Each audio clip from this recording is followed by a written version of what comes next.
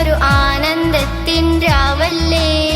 മഷിരീഫ പെണ്ണിൻ നിന്ന് ചുണ്ടിൽ പുഞ്ചിരി വിരിയുമ്പോൾ പുതുമാരൻ അസീസ് വന്ന് മഹറിൻ